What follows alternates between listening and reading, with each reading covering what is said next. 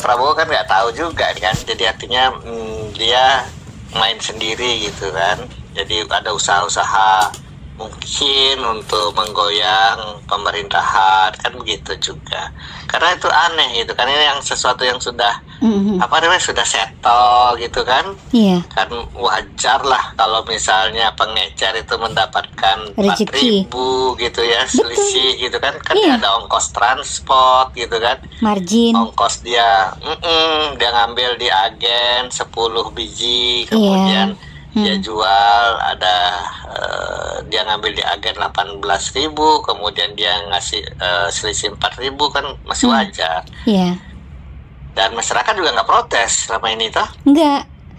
Justru nggak ada. Jadi ya 22.000 barang... tuh udah supply and demand, jadi sudah seperti pasar gitu. Apa namanya, mekanisme pasar. Dan dari Pertamina, dari pangkalan itu kalau nggak salah di 15.000 sudah. Satu bot gitu tabung kan? Itu ya Bli? 1 kilonya. 1 kilo. 1 kilonya 15.000 kan. Sampai di apa namanya, sampai di agen gitu. Sorry. Agen tuh 15. Habis itu pangkalan kan. Dari pangkalan baru ke pengecer gitu kan. Distribusinya kan begitu tuh.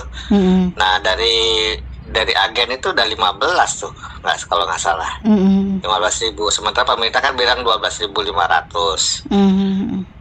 Ya kan. Nah, kemudian dari situ ke pangkalan, dari 15.000 pangkalan jual 18.000. Gitu kan, dia untuk 3.000 gitu kan. Nah, dari pangkalan ke pengecer itu selisih 4.000. Jadi sampai di customer itu antara 22.000 sampai 23.000 gitu. Nah, sekarang pemerintah maunya 12.500 lagi gitu kan. Dari mana? Dari agen aja sudah 15.000 tuh. Nah, dia memotong yang 4.000 gitu ya. Yang pedagang-pedagang kecil yang ada mungkin 3.000-an pengecer gitu ya. Itu mau dipotong, diambil apa namanya, marginnya. Orang disuruh ngambil langsung di pangkalan. Pangkalan berarti kan mereka kehilangan dagangan, kehilangan distribusi. Anak rakyat kecil kayak gitu tuh kan. Yang untungnya cuma 40.000 gitu ya. Tabung mungkin habis dalam sebulan, dia dapat 40.000 gitu. Nah, itu yang mau diambil sama pemerintah kan kasihan. Makanya orang tuh bilang jangan ganggu kemiskinan kami gitu. Gini di Palmera, itu tukang pecel lele ngamuk. Bu tolong dong, Bu tolong dong. Aku WA juga sama Bang Bahlil. Langsung aja voice note aja lah Bang. Nggak begini caranya Bang, saya bilang. Abang turun ke bawah deh, lihat tuh orang. Ya benar deh, orang mau beli makan, mau bikin masakan, anaknya potong-pating harus lari sana lari sini kan. Aduh. Pangkalan itu kan apa namanya, kalau di pangkalan kan mungkin jauh gitu ya dibandingkan pengecer sebelah rumah, warung sebelah rumah kayak gitu tuh. Warung Madura. Kita warung Madura kan. Kosong mereka. Terus yang di Palmera nih, di Pasar Palmera semua itu kosong. Nggak merah lah muka mereka. Ada yang nggak jualan tuh? Jualan gorengan deh kan, jualan gorengan itu kan kadang dapat makan hari ini gitu loh. Ya kita kan berasa. Saya bilang, boleh nggak sih jangan diganggu urat saraf kemiskinan ini, sumpah gitu loh. Saya tahu rasanya. Tapi jadi bener pernyataannya si yang ada yang diwawancara itu, yang di Tangerang itu, Bapak kan punya senjata. Kalau memang itu ada kebocoran ya Bapak tindak kan begitu. Setuju. Ya. Jangan kami yang diganggu kan gitu ya. Mereka ngejar ini apa? Ini tahu yang pakai truk itu, mereka kejar. Karena gini, agen itu tidak boleh jual langsung ke masyarakat. Iya, kan itu peraturannya. Mereka betul jadi, kan? Agen itu yang kemarin yang ada China itu yang dibilang apa namanya? Yang di medsos itu. Kenapa sih kayak nggak boleh? Ini kan banyak ini. Itu Tangerang. Dia agen itu nggak boleh. Ini kan udah punya pangkalan gitu loh. Jadi agen itu hanya bisa menjual ke pangkalan. Dia nggak boleh jual langsung ke masyarakat gitu. Betul. Nah, makanya jadi rumit gitu ketika semua barang itu terbatas, akhirnya yang dikejar. ada aja gitu kan. Dikejar mereka. Yang di Palmera juga gitu. Jadi mereka nggak peduli mau boleh atau tidak gitu. Yang pasti dia lihatnya saya butuh gas, di situ ada gas, kenapa saya nggak bisa beli kan gitu kan. Bahaya itu. Nah, Terus Pak tapi Prabowo bagusnya bukan ke Pertamina ya, Kemana hebatnya framing itu bukan ke Pertamina, malah ke Bahlil kenanya. Karena itu Aku takutnya ke Pertamina kenanya kan. Enggak ada, karena Pak Bahlil itu dianggap orangnya Pak Jokowi, Bli. Itu yang muncul. Dan itu emang disetting dari PDI. Misalkan tahu di balik layar yang main tuh siapa. Cuma susahnya gitu, jadi Pak Bahlil itu karena orang nggak suka dengan Pak Jokowi, langsung Pak Bahlil itu dianggap ternak Jokowi. Berat memang. Selamat Pertamina saya bilang. Tapi kalau anehnya Pak Dirjen itu ngeluarin peraturan itu di tanggal 22 Januari ke bawah pangkalan tidak boleh lagi menjual ke pengecer. Jadi pengecer tidak dia harus langsung ke pangkalan. Orang harus beli langsung ke pangkalan pakai KTP. Itu instruksinya di tanggal 22 Januari 2024. Diterapkan di 1 Februari. Kita sudah agak sedikit persiapan ini, meradang juga nih, bahaya ini gitu kan. Antisipasi gitu. Itu dirjen siapa? Ini gimana cara? Dirjen apa itu? Dirjennya di SDM ya, migas. Nah, terus habis itu dan kita juga tidak sempat juga menyampaikan ke komisaris nggak tahu, Kementerian BUMN nggak tahu gitu kan. Tiba-tiba 1 Februari udah tidak berjalan lagi tuh kan, udah mulai orang antri. Tanggal 2, nah itu mulai meledak, kaget semua, kita juga nggak ngerti. Kemudian komisaris kita kan ada Pak Iwan Bule, komisarisnya Pertamina kan. Nah terus ada Pak Wamen Tiko, Wamen nggak ngerti tuh. Oh iya? Jadi ada kebijakan gitu nggak tahu gitu. Artinya kebijakan ini tidak disosialisasikan sendiri. Kemudian tidak analisis risikonya, dampaknya gitu kan, diputuskan oleh orang-orang di belakang meja yang mungkin nggak ngerti lapangan gitu. Bisa jadi itu masih anak-anak muda mungkin ya. Orang-orang yang ya nggak tahu juga saya itu. Tapi itu tadi Pertamina udah ngasih masukan, tapi ya tetap aja. Nah kalau dari resiko manajemen nih, apa yang harusnya dilakukan sebelum dan sesudah? Ini kan kalau sebelum kan boleh nih dikaji gitu kan.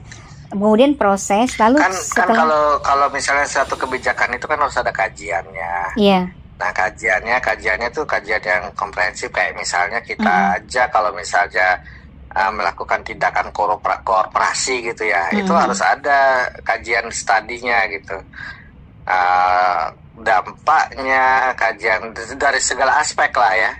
Kalau mereka ini kan harusnya dari segala aspek, dari distribusi, orang yang ngerti distribusi siapa gitu kan, supply chain, manajemen, kalau ini diganggu apa yang terjadi gitu kan.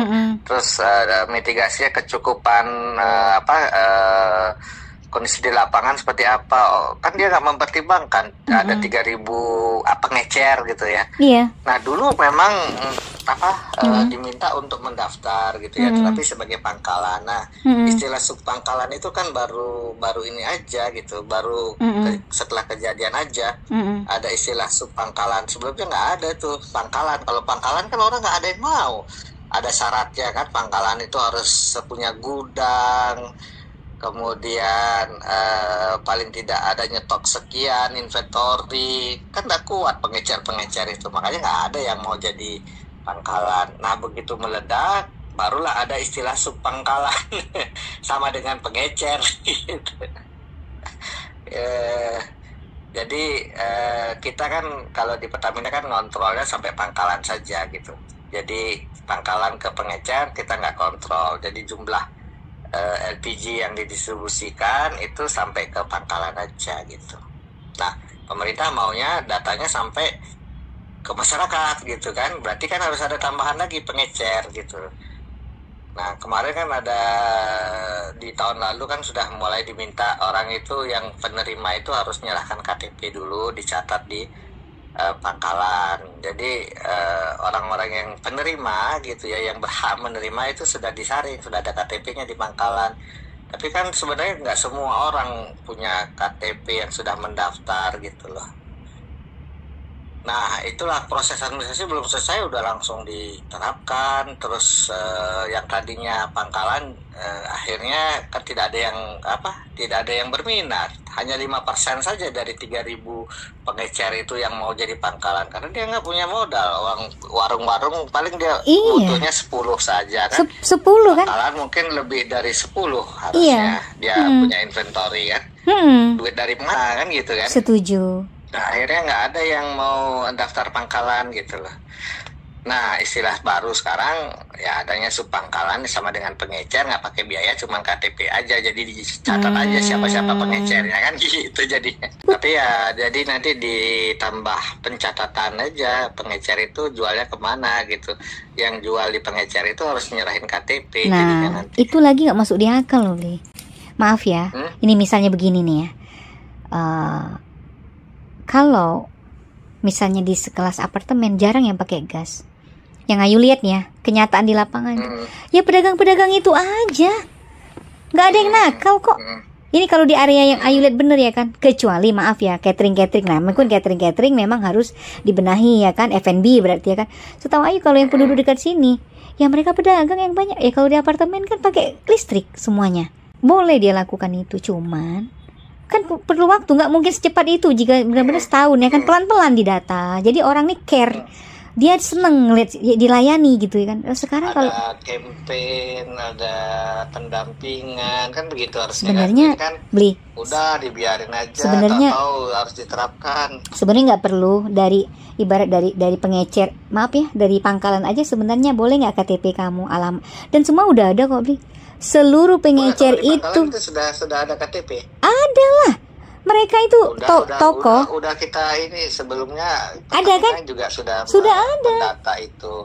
Cuma masalahnya kan tidak semua begitu di stop di pengecer, ya kan? Ada tuh yang belum terdaftar, belum dapat, bingung itu harus dicatat lagi. Jadi rame dan ngantri gitu kan? Iya. Ada yang nggak bawa KTP, ternyata harus balik lagi. Ya ngamuk lah dia. Yang di Tangerang itu bolak-balik dia jalan kaki. Atau dia online kan? Kilo. Via handphone, via WhatsApp misalnya. Dan teknologi kan bisa digunakan juga harusnya. Kok boleh buat? Bener nggak, Li? Mainkan aja itu. Nah ternyata kan malamnya Pak Prabowo, si Pak Bali dipanggil. Kan udah, aku kan Ayu dikirim WhatsApp juga. Oh ya udah, ya kita kan nggak boleh juga ngompori. Yang penting itu udah selesai. Nah Ayu tadi waktu buka ngobrol sama teman-teman, hampir di seluruh kota besar udah aman. Kota besar loh, Li. Kita yang di daerah-daerah belum. Di Balikpapan, di dekat IKN itu 53.000. Ada barangnya udah ada. Tapi ditambahi belakangnya, Mbak Ayu barangnya udah ada. Tapi mahal, tapi nggak apa-apa barangnya udah ada, mereka bilang gitu. Iya, mereka itu kayak pasar aja tuh, kayak semacam hukum pasar aja, supply demand. Sepanjang mereka masih bisa menyerap, harga itu pasti dibeli. Karena kan kalau di situ jarak antar pangkalan sampai ke pengecer itu kan bisa puluhan kilometer. Jauh, Bli. Bisa. Nah, terus kan di situ jauh-jauh biaya transportasi juga. Iya. Kan? Nah tadi yang di pelosok, di Samarinda pelosok, sama di beberapa yang dia sebutkan lah ya, yang di Pelalawan, yang dia sebutkan ada di medsos itu, dia bilang walaupun harganya segini tapi nggak apa-apa, yang penting barang ada. Hebat nggak tuh, Bli? Harusnya maksud saya hebat kan? Lebih baik barang ada daripada barang murah tapi barang nggak ada gitu. Artinya yang membuat jadi masalah barang nggak ada kan? Bener nggak? Iya, barang nggak ada, iya. Yang penting distribusinya lancar. Maksud saya gini, jadi harga itu udah pasar sebenarnya. Pemerintah itu subsidinya asal kuotanya nggak terlewati, ya udah subsidinya segitu pemerintah itu. Gitu. Tapi kan aman kan? Dijaga. Sebenarnya dari dulu aman aja, cuman makin membengkak. Sekarang kan pemerintah lagi kekurangan uang. Iya. Mungkin dari situnya bisa menghemat berapa gitu, dicoba. Pemakai LPG besar. Sebenarnya kalau mau ya LPG-nya dialihkan ke misalnya jaringan gas, Jargas gitu kan jauh lebih murah. Tapi dia pakai jaringan gas, pakai meteran gitu kayak PDAM lah itu modelnya. Tapi langsung ke dapur. masangnya mahal nggak tuh? kalau untuk apa? Enggak, sebenarnya enggak. Cuman secara keekonomian untuk badan usaha untuk membuat jaringan gas itu kan berat. Nah, harusnya pemerintah dari sisi anggarannya alokasi untuk bikin transmisinya dulu, jaringan besarnya dulu gitu loh. Iya. Jadi jalan induknya dulu kan. Iya. Nanti perusahaan baru tapping untuk distribusi ke rumah-rumah. Itu kan lebih murah. Kalau sekarang perusahaan disuruh membuat jaringan transmisinya mahal karena ada pembebasan lahan, ya kan, naruh pipa, ada pembebasan lahan dan seterusnya. Itu kan nggak punya kekuatan perusahaan, bahkan seringkali diperas gitu kan, ya nggak ekonomis jadinya. Tapi kalau pemerintah itu kan dia punya kekuasaan, kewenangan gitu ya, jadi dia bisa buat jaringan pipa gitu ya, misalnya di kota, di Bekasi atau di Jakarta, dibuatlah jaringan itunya transmisinya, nanti PGN, Pertagas, apalagi itu perusahaan-perusahaan itu bisa tapping gitu ya, jualan gasnya ke masyarakat. Iya. BUMD juga bisa. Maksudnya mereka gini, ya belum peka aja sama kebutuhan masyarakat, mungkin ya keterbatasan.